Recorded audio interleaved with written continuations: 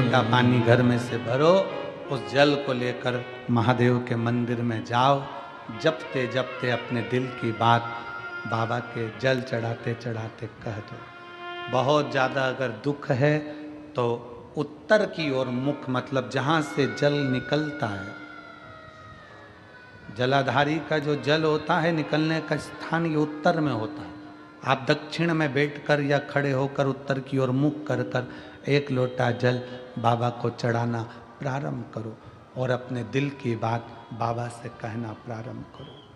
और अगर तकलीफ ज़्यादा है, बहुत ज़्यादा समस्याओं में घिरे हो, तो उत्तर की ओर खड़े होकर तो जल चढ़ाओ और उत्तर की ओर से जल चढ़ाने के बाद फिर वापस सामने आ जाओ और जहाँ से जल बहता है उस स्थान पर अपनी 3 उंगली रखकर और हथेली को, जहाँ से पानी नीचे बहकर जाता है उस हथेली को वहाँ रखकर एक बार अपने दिल की बात बाबा से जरूर कहो और वो हथेली को फिर अपने हृदय से लगाकर श्री शिवाय नमस्तुभ्यं, श्री शिवाय नमस्तुभ्यं, अपने हृदय से बाबा को हथेली का स्मरण कराकर लगाकर बोलकर फिर उस हथेली को अपने हृदय से लगाइए। विश्वास करता है मेरा बाबा 3 महीने भी नहीं लगने देगा और जल्दी से वो कार्य सफल कर देगा। 3 महीने भी नहीं लगने देगा। अब इसमें क्या लगा आपका? केवल 1 लोटा। क्या लगा आपका? 1 लोटा। और यदि 1 घंटा भी अगर आपके पास में नहीं है मेरे देवाधिदेव महादेव शंकर को देने के लिए, तो उसमें से भी आप आधा घंटा परिवार को और दे दो। तो कितने घंटे हो गए परिवार के पास में? 23.5 घंटे। आधा घंटा मेरे भोले बाबा को दे दो। और मान लो अगर परिवार वाले इतने में भी राजी नहीं हो,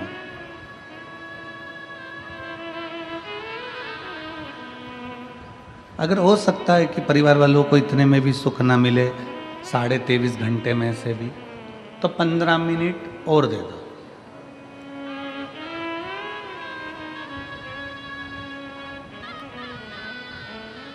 जो 15 मिनट बचे हैं वो 15 मिनट में भगवान का भजन कर लो। और अगर परिवार वाले कहें कि हाँ नहीं हमको तो 15 मिनट भी नहीं भजन में देना है, तो फिर उनको पूरा समय दे दो। 1 मिनट मेरे भोले बाबा के लिए निकाल लो। वो 1 मिनट के में भजन में भी आपको पार उतार सकता है। 1 मिनट के भजन में भी वो पार उतार।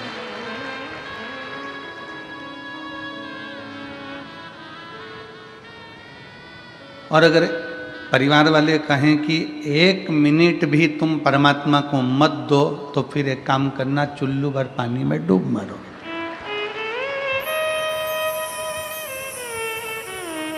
अब 1 मिनट परमात्मा को 24 घंटे में से नहीं दोगे तो जिंदगी किस काम की?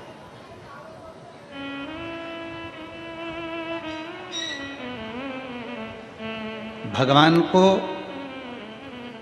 दिन भर खाने में लिप्त रहो या दिन भर व्यसन में लिप्त रहो या दिन भर कमाने में लिप्त रहो, भगवान को तुम्हारा भोजन ज़्यादा पसंद नहीं है। भगवान को तुम्हारा व्यसन पसंद नहीं है। भगवान को तुम्हारा दिन रात माया में, लोभ में, आसक्ति में, तृष्णा में डूबना पसंद नहीं है। भगवान को तुम्हारा दिन भर गलत गलत चीज़ें खाना पसंद नहीं है, भोजन पसंद नहीं है। और परिवार के लोगों को, दोस्तों को, मित्रों को, रिश्तेदारों को तुम्हारा भगवान का भजन पसंद नहीं है कि तुम भगवान का भजन करो। अगर आप रोज रोज भगवान का भजन कर रहे हो, रोज रोज कथा में जा रहे हो, रोज रोज स्मरण कर रहे हो, शिव पुराण की कथा टीवी पर सुन रहे हो, मोबाइल पर सुन रहे हो, या किसी न किसी रूप में कथा में जाकर बैठ रहे हो, तो घर के लोगों को अच्छा नहीं लगेगा। घर के लोगों को श्रेष्ठ नहीं लगेगा।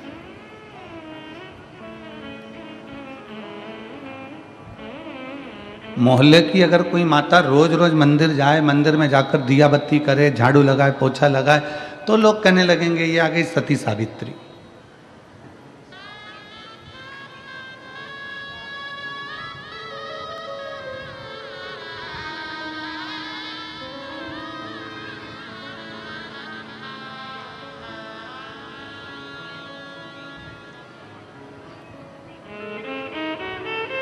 प्रतिदिन आप भगवान के मंदिर में जा रहे हो, प्रतिदिन भगवान का भजन कर रहे हो, प्रतिदिन नाम स्मरण कर रहे हो, प्रतिदिन मंत्र जाप कर रहे हो, प्रतिदिन भगवान की भक्ति में डूबे हुए हो, तो परिवार, नाते, रिश्ते, कुटुंब, कबीला इनको ठीक नहीं लगता, इनको अच्छा नहीं लगेगा कि तुम परिवार में कैसे डूबे हुए हो, तुम भजन में कैसे डूबे हुए हो, तुम मंत्र जाप में कैसे डूबे हो, तुम स्मरण में कैसे डूबे हो, उनको ठीक नहीं लगे।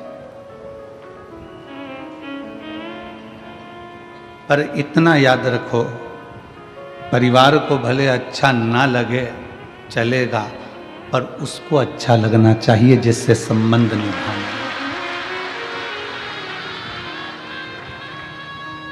पड़ोसन तुमसे कह रही है कि तुम्हारा श्रृंगार अच्छा नहीं लग रहा, रिश्तेदार तुमसे कह रहे हैं कि तुम्हारी साड़ी अच्छी नहीं लग रही, कुटुंब वाले कह रहे हैं कि तुम्हारे गले में पड़ा हुआ हार अच्छा नहीं लग रहा है, परिवार वाले कह रहे हैं कि तुम इस श्रृंगार में, इस लहंगे में, इस कपड़े में, इस वस्त्र में, इस साड़ी में, इस पैंट शर्ट में तुम अच्छे नहीं लग रहे। पर यदि तुम्हारा पति तुमसे कह दे कि तुम बहुत अच्छी लग रही हो, तो इतना याद रखना कि दुनिया को भले अच्छे ना लगे, पर उसको तो अच्छे लगे हैं ना, जिसके लिए हम सजे हैं,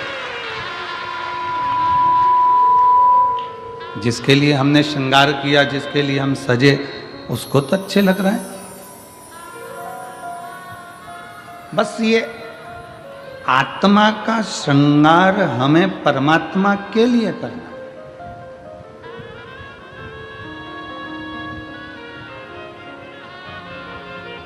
मैंने सबका होके देख लिया, बस तेरा होना बाकी है।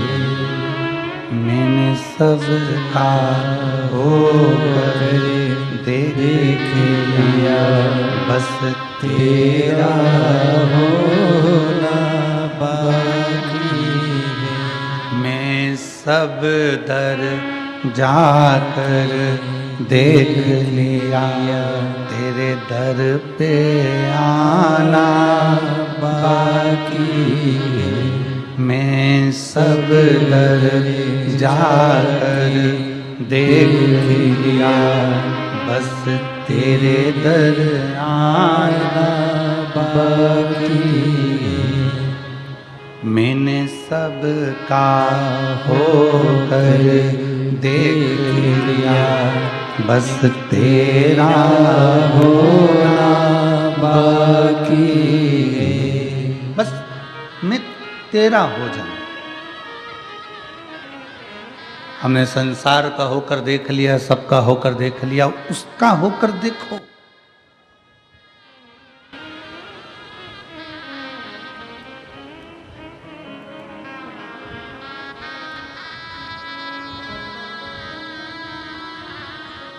काशी में एक व्यक्ति ने एक प्रश्न किया।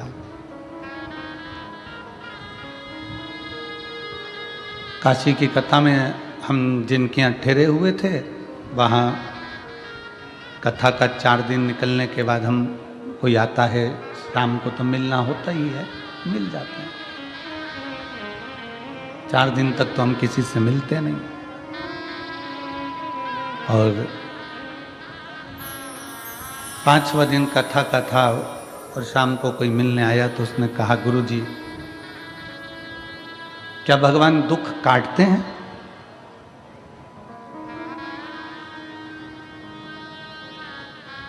गुरुदेव क्या भगवान दुख काटते हैं? आप इसका उत्तर देंगे? हमने कहा नहीं, भगवान दुख काटते होते तो भगवान दुख देते ही काय को। भगवान दुख नहीं काटता। गुरुदेव, आप तो कहते हो कि भगवान तकलीफें मिटाता है, भगवान समस्या समाप्त करता है, दुख समाप्त करता है। क्या भगवान दुख काटते हैं? हमने कहा अगर भगवान दुख काटता तो भगवान दुख देता ही काहे को? भगवान दुख नहीं काटते। शिव महापुराण की कथा कहती है भगवान का नाम और हमारा अच्छा कर्म दुख को काट देता है।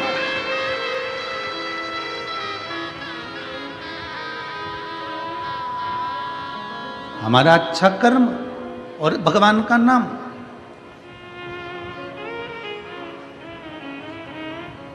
आज दुनिया के लोगों को मालूम नहीं पड़ रहा कि ये संसार के लोगों का इतना इतना दुख कैसे कट रहा है। जिस बीमारी में एक बच्चा पाँव से लेकर सिर तक पूरा की पूरा बेकार होता चले जाता है, आखिरी में उसका शरीर काम करना बंद कर देता है और शरीर छूट जाता है, वो बच्चा भी कैसे ठीक हो जाता है। कैंसर जैसा रोग कैसे ठीक हो जाता है।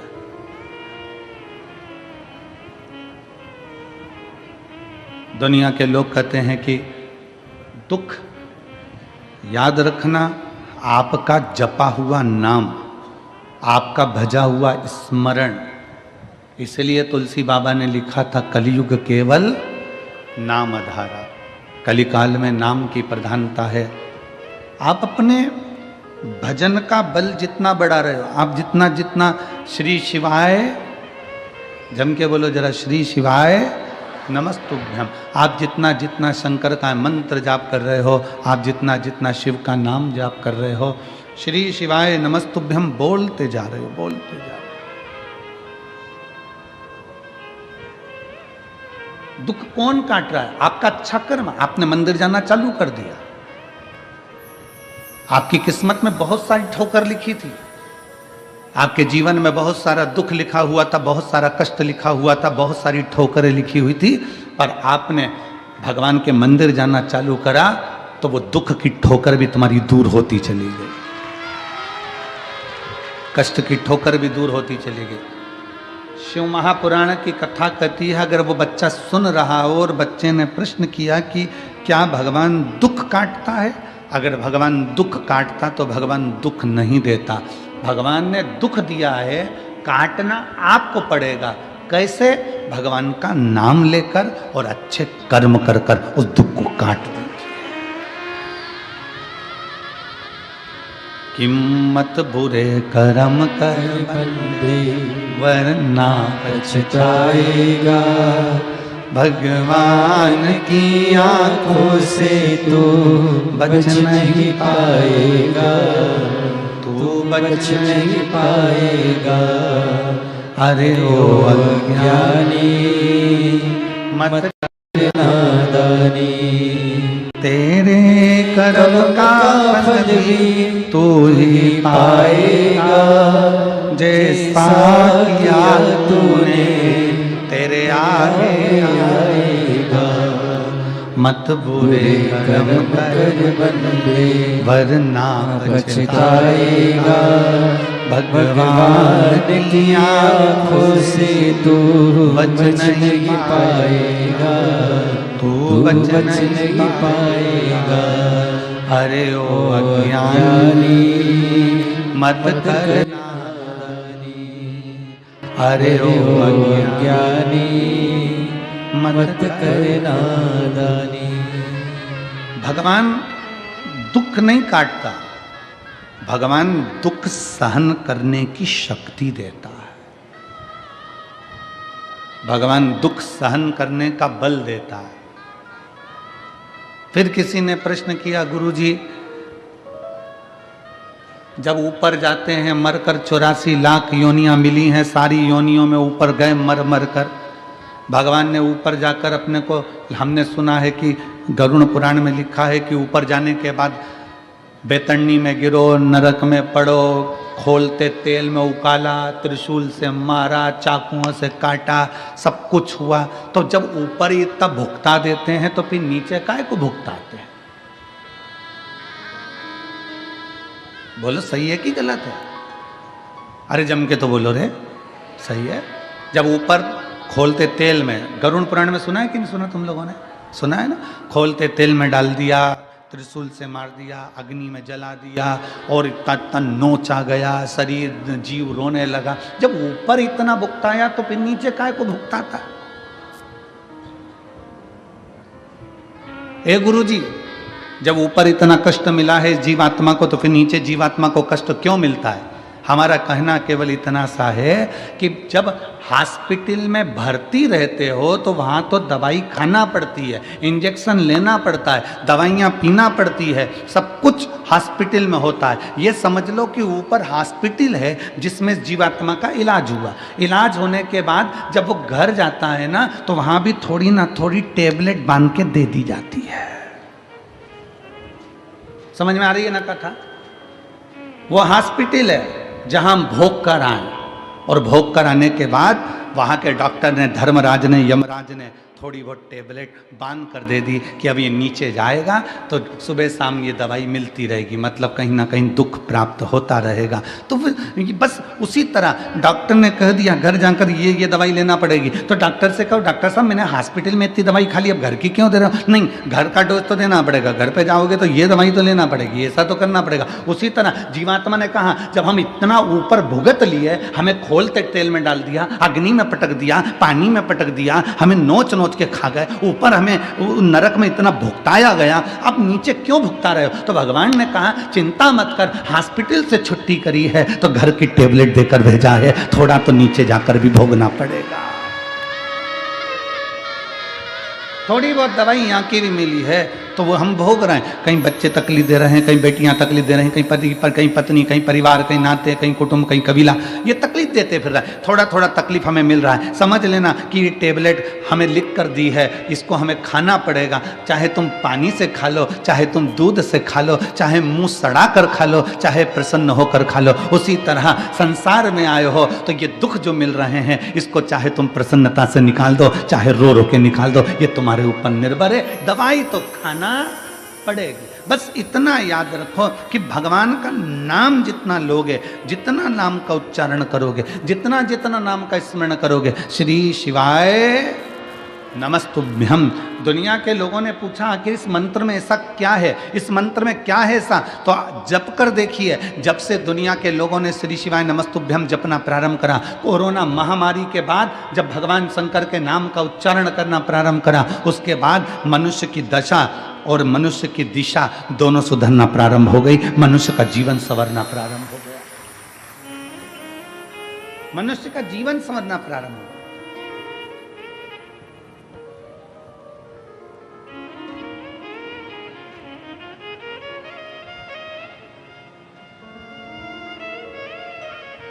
भगवान का नाम लेने से क्या होता है? तो कहा स्मरण होता है। स्मरण, नाम का स्मरण होगा तो हृदय में रमण होगा। हृदय में रमण होगा जब हमारे हृदय में भगवान के नाम का रमण होना प्रारंभ हो जाएगा। नाम का स्मरण हुआ, स्मरण से रमण हुआ, और रमण होना जब हृदय में प्रारंभ हो गया तो समझ लो दुख का मरण हो जाएगा, फिर दुख समाप्त हो गया।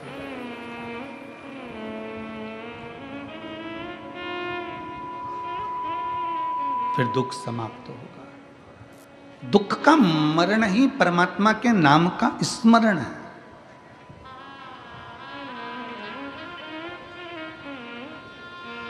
श्री शिवाय नमस्तुभ्यं, श्री शिवाय नमस्तुभ्यं,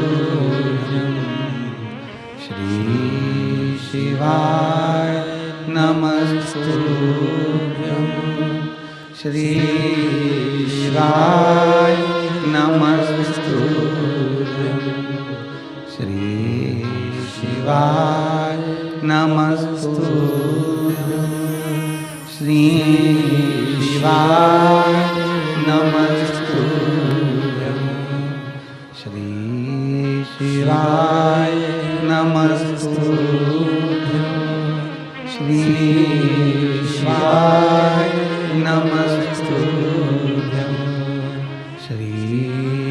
शिवाय नमस्तुभ्यं श्री शिवाय नमस्तुभ्यं।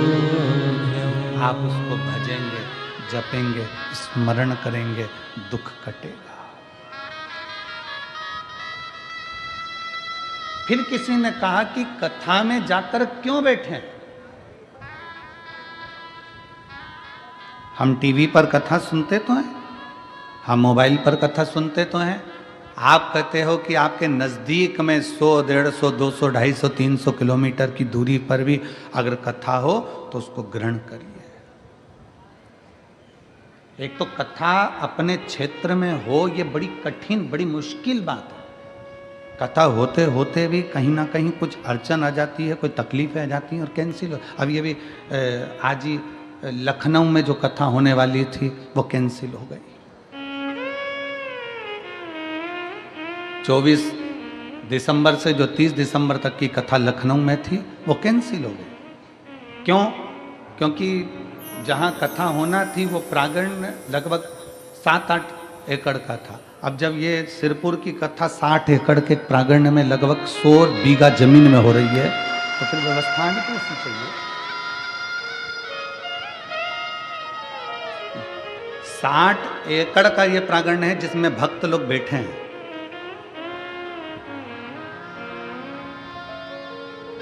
सौ बीघा जमीन के अंदर अंदर ये पूरी व्यवस्था करी गई।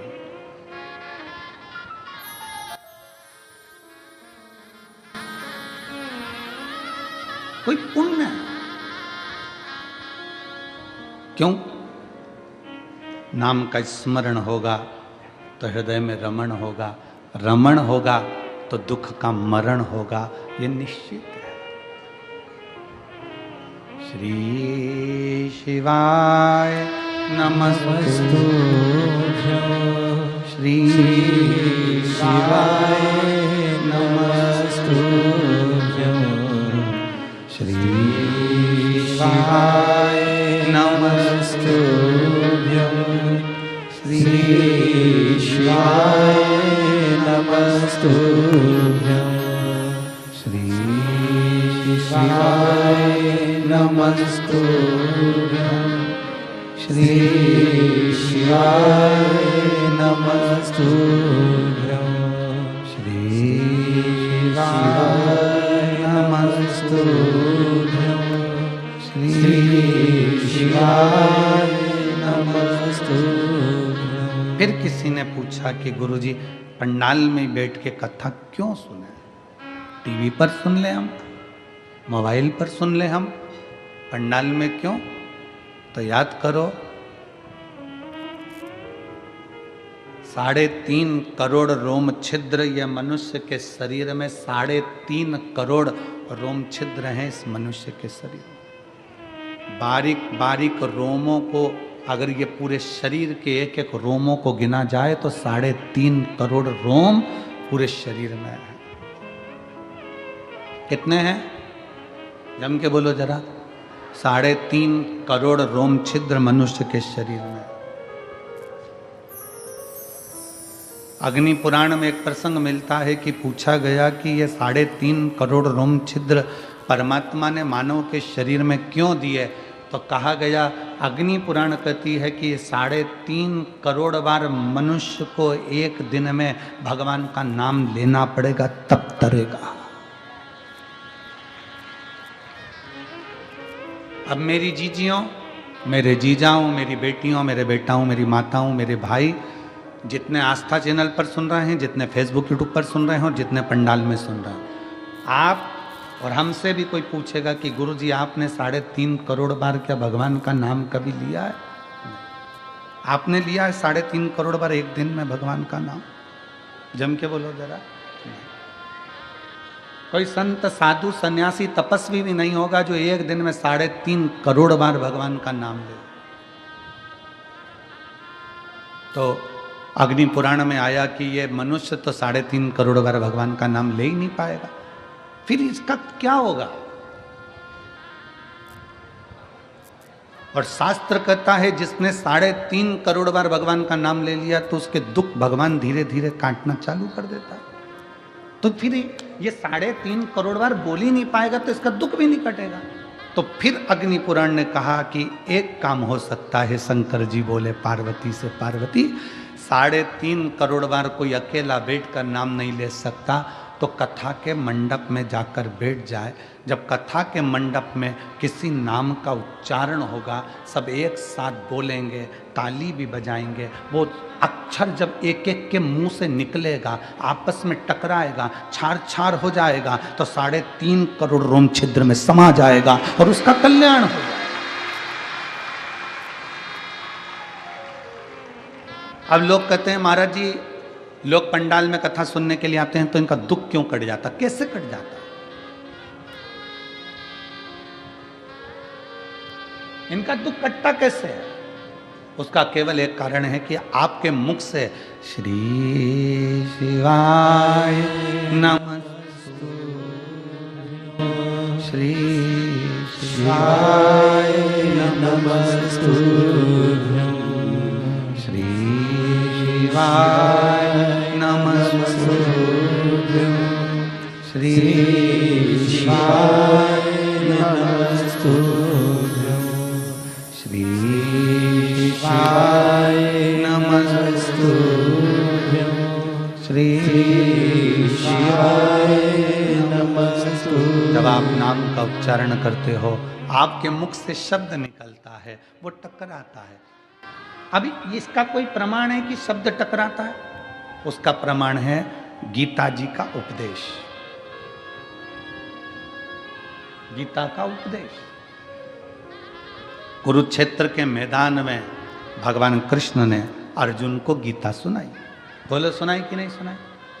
अर्जुन को जो कुरुक्षेत्र के मैदान में गीता सुनाई, वो गीता का ज्ञान जो भगवान कृष्ण ने अर्जुन को दिया, अर्जुन को बोले भगवान कृष्ण गीता, उस गीता का उपदेश जब भगवान कृष्ण ने दिया, तो वो गीता बोलने पर भगवान के मुख से जो शब्द निकले, वो शब्द आज भी कुरुक्षेत्र की भूमि पर घूम रहे हैं। इसलिए वहाँ पर बड़े बड़े रिसर्च सेंटर लगाए गए कि भगवान ने जो ध्वनि में बोला था, वो ध्वनि पकड़ना है और उन अक्षरों को पकड़ना है। उसी अक्षरों को पकड़कर हमारे वेद और शास्त्र ये गीता का ज्ञान देते। अक्षर जो तुम बोलते हो वो वायुमंडल में हमेशा रहते हैं, वो गूंजते रहते हैं, वो कभी समाप्त नहीं होते। हमारे द्वारा आपके द्वारा बोले गए अक्षर, हमारे द्वारा आपके द्वारा बोले गए शब्द कभी समाप्त नहीं होते, वो घूम के हमारे पास आते हैं। आप किसी को बंद कमरे में एक ताला लगाओ, 1 कमरा बंद करो, 2 कमरा बंद करो, 3 कमरा बंद करो, 4 कमरे बंद करके अकेले कमरे के अंदर आप किसी की निंदा कर कर देखो, जिसकी निंदा करिए उस तक वो बात पहुंच ही जाती है। अब लोग कहेंगे हमने तो अकेले में की थी, ये बात उसके तक पहुंच कैसे गई? क्योंकि हमारे शरीर की वाइब्रेशन, हमारे शरीर की तरंगे हमारी बात को ले जाकर वहां तक छोड़ देती है जिसके लिए हमने कहा है।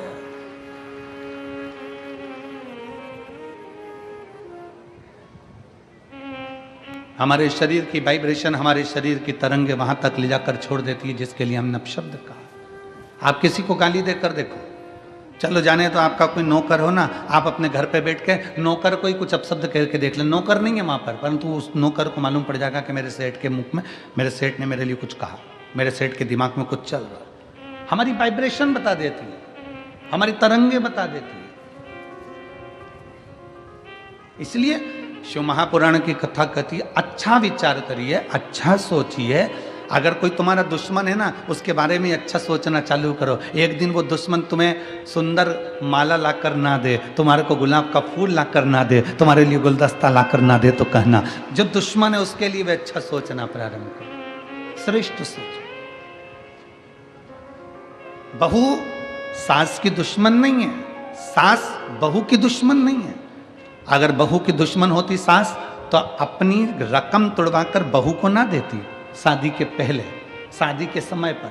अगर सास तुम्हारी दुश्मन होती तो 1-2 लाख रुपए शादी में खर्च नहीं करती, 5-5, 10-10 हजार की साड़ियाँ, लहंगा तुमको नहीं दिलाती अगर तुम्हारी दुश्मन होती तो। और बहू अगर तुम्हारी दुश्मन होती तो वो अपना घर छोड़कर तुम्हारे घर में नहीं आती तुम्हारी गुलामी करने के लिए। ना सास बहू की दुश्मन है, ना बहू सास की दुश्मन है। ये दोनों रहते रहते एक दूसरे से बोलते नहीं, अपशब्द नहीं बोलते, पर अंदर ना जाने कैसे कैसी अंटी पालते रहते हैं, अंदर की वाइब्रेशन ऐसी कर लेते हैं, मम्मी ने ऐसा कर लिया, पापा ने ऐसा कर लिया, अंदर से सोच रहे हैं, तो वो वाइब्रेशन तुम्हारी सांस तक पहुंचती है, सांस की वाइब्रेशन बहू तक पहुंचती है, और दोनों का मन मोटाव आपस में चालू हो जाता है, और एक दिन ये होता है कि घर में अलग अलग हो जाते हैं। ये हमारे शरीर की वाइब्रेशन, ये हमारे शरीर का विचार है, ये हमारी दृष्टि है।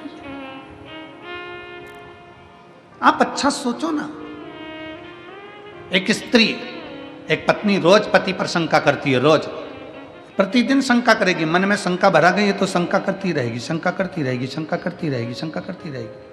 आखिर में पति को मालूम पड़ जाएगा कि ये शंका कर रही है, पति शंका करेगा तो मालूम पड़ जाएगा कि पत्नी शंका कर रही है।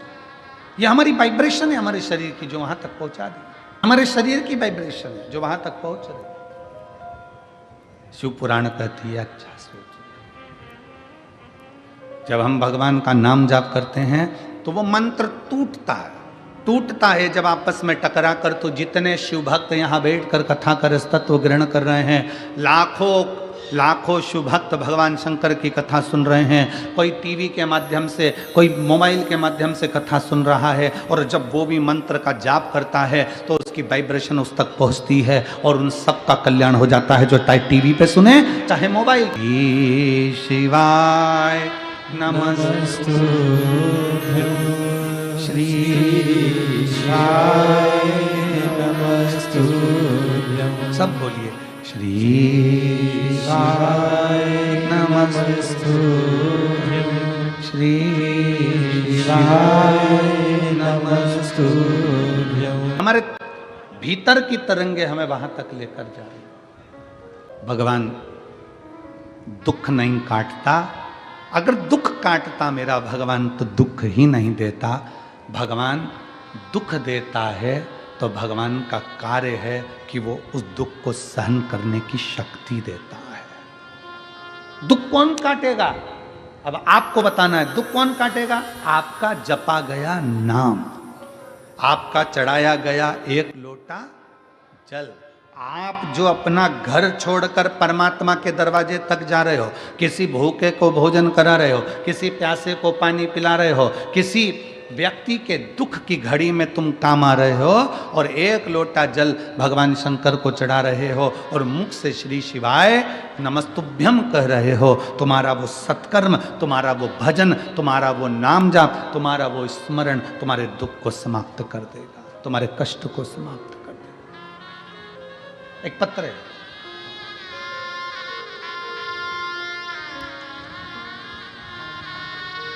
शांताराम छगन पाटिल, मुकाम पोस्ट धानोरा, तहसील चोपड़ा, जिला जलगांव। कहीं बैठे हों तो हाथ हिला सकते हैं, अगर कहीं बैठे हों तो हाथ हिला सकते हैं, और अगर बैठे हों तो साथ में अगर बाबू आया हो तो उसको लेकर भी आ सकते हैं। मेरा नाम शांताराम, पत्र को आप लोग एलईडी पर पढ़ें, आस्था चैनल पर पढ़ें। शांताराम छगन पाटिल, मुकाम पोस्ट धानोरा, तहसील चोपड़ा, जिला जलगांव। मेरा मोबाइल नंबर ये है। मेरा लड़का हिमांशु शांताराम पाटिल, उम्र 14 साल, उसकी गर्दन इधर उधर घूम नहीं रही थी। 14 साल से उसकी गर्दन एक जगह स्टिक रहती थी, घूमती नहीं थी। हमने उसे संभाजी नगर में लेकर गए, एमआरआई करवाई, डॉक्टर ने कहा कि उसका तुरंत ऑपरेशन करना पड़ेगा।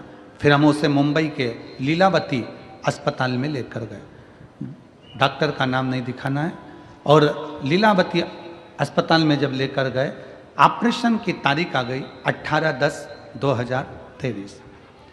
ऑपरेशन की तारीख 18/10/2023 आई, 12 मंगलवार को ऑपरेशन करवाया। सर्जरी हुई, सर्जरी अच्छे से हो गई, लेकिन कुछ देर बाद लड़का आईसीयू में चला गया और उसे वेंटिलेटर पर डाल दिया गया। वेंटिलेटर पर डाला, 5 महीने तक लड़के को वेंटिलेटर पर रखा। 5 महीने बाद वेंटिलेटर पर रखा और मालूम पड़ा कि बाद में डॉक्टर ने 5 महीने बाद मृत घोषित कर दिया। इस पत्र को आप लोग पढ़ सकते हैं, एलईडी के माध्यम से। 5 महीने तक एलईडी उसको वेंटिलेटर पर रखा और 5 महीने के बाद डॉक्टर ने उसे मृत घोषित कर दिया। 5 महीने बाद लड़का मर गया, उसे मृत घोषित कर दिया गया।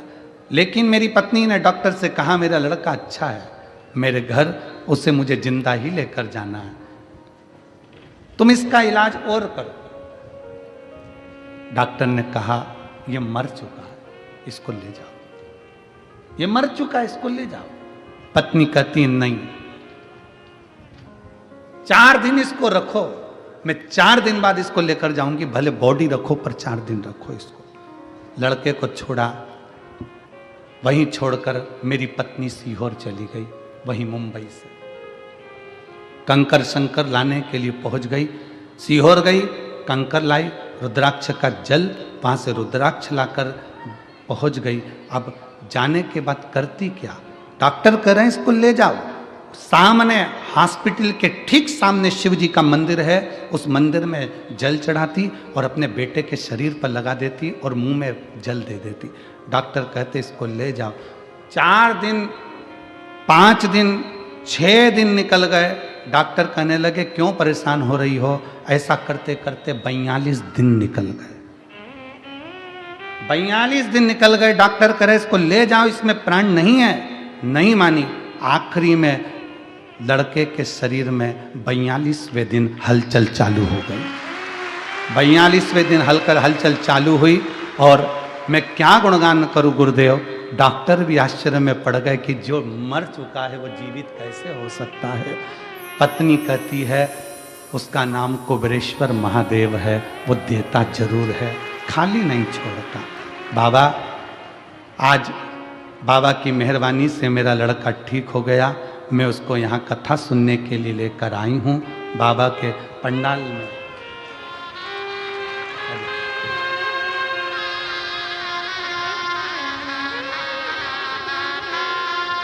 मेरे लड़के को मैं पंडाल में लेकर आई हूँ।